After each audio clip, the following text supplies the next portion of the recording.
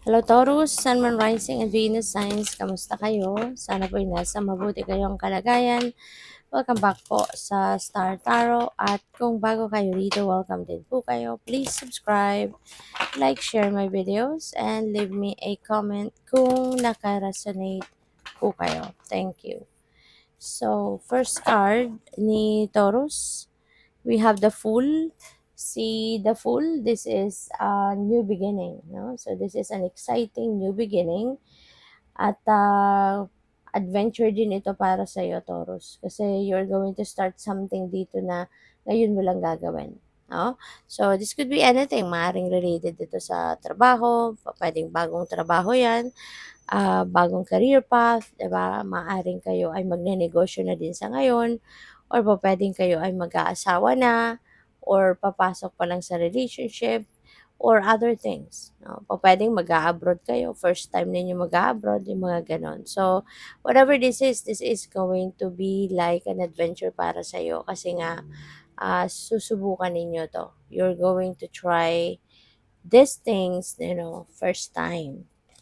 So, we have the Nine of Swords, pero naka-reverse siya. So, maganda 'to kasi naka-reverse na siya.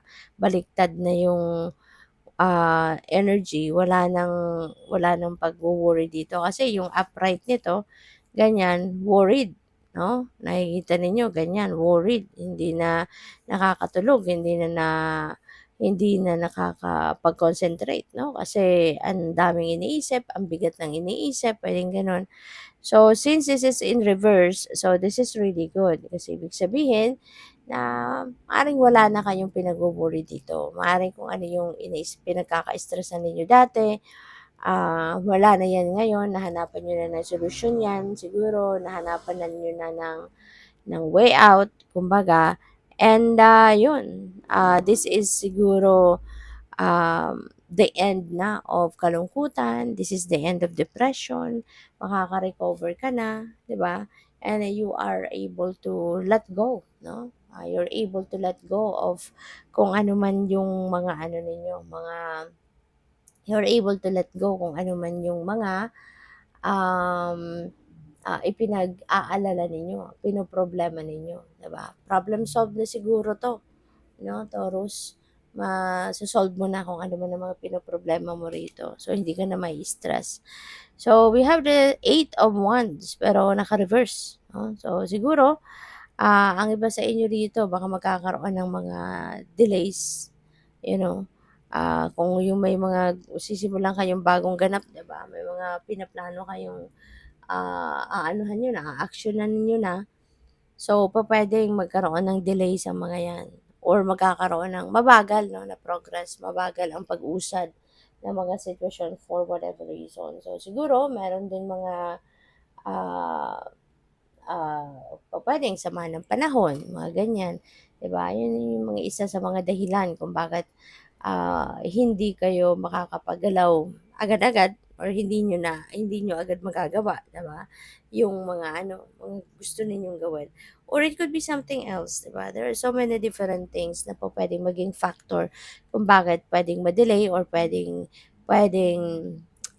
maging mabagal, 'no, yung usad ng ano ninyo, ng progress. So, we have the Moon, and there could be a decision making that you need to make, around this time. Pero parang mukhang mukhang hindi muna dapat na magdesisyon, ano? Kasi parang, siguro ang situation is still bizarre para sa'yo. Maaaring yung sitwasyon na 'to is, medyo malabo pa, 'no, para sa inyo. Medyo malabo pa yung, ano ninyo, pag-iisip, 'di ba? Kasi maaaring you can't make a decision yet dito because pupuwedeng kulang, 'no, kulang pa yung impormasyon na hinahanap ninyo. Maaaring gusto pa ninyong, magtanong-tanong pa, maaaring gusto pa ninyong hanapin pa, 'di ba, yung ano nito, yung kasagutan. Kaya 'wag mo nang magdesisyon, 'wag mo munang ipilit. Kung talagang ramdam mo na parang hindi ka sigurado pa, 'wag muna, 'di ba? Or kung may konting kaba pa, merong konting takot pa, 'wag muna, 'di ba? Kasi baka mamaya pagsisihan mo lang, 'di ba? So, we have the lovers. Ayan. So, for some of you, pwedeng ang decision making na to could be related to love life. No? Kasi si lovers is also decision making na kinakaharap, and that is decision that would be linked, no, sa inyong relationship, whether it is pagpasok sa relasyon or pag-level up na relationship or or kung ano man, ano, na related sa love life. Pupuwedeng gano'n ang ganap dito.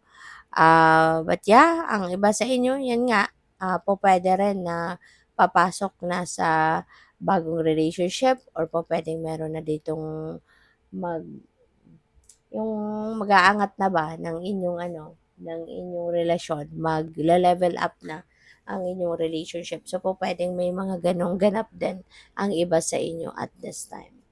So, we have, the Empress, ayan. Ang na-pick up ko agad dito baka buntis ang iba, baka ang iba sa inyo nagbubuntis or magbubuntis na, pupuwedeng manganganak na, 'di ba? So, depende 'yan sa inyong sitwasyon. It could be you or it could be someone you love, 'no? So, depende sa inyong sitwasyon. But yes, there is pregnancy na pupuwedeng magaganap dito. And also, si Empress, abundant and prosperous energy ito. Kaya most likely, meron din ditong ano, ah, financial gain, pupuwedeng merong opportunity, na napapasok dito na pagkakaperahan ninyo, pagkakakitaan, or pupuwedeng there is an opportunity na maka-receive kayo talaga ng cold cash sa ngayon, kung saan man 'yan manggagaling, 'no? But, maganda kasi maaano niyo na 'to, parang ngayon niyo na ma-e-experience yung maaaring matagal niyo ng minimithi na luxury sa buhay, gusto man ninyo na makaluwag-luwag sa buhay, pupuwedeng ma-experience niyo na 'yan sa ngayon, or gusto niyo ng magkaroon ng maraming savings, maraming pera, 'di ba? Pupuwede 'no, na ma-experience niyo na 'yan around this time. Kaya this is a perfect time, 'di ba, for you to enjoy this time, 'no? At, magkaroon na kayo ng, ekstrang kaperahan. So, we have the Chariot. Chariot is travel, 'no? So, maaari ng iba sa inyo is going to travel.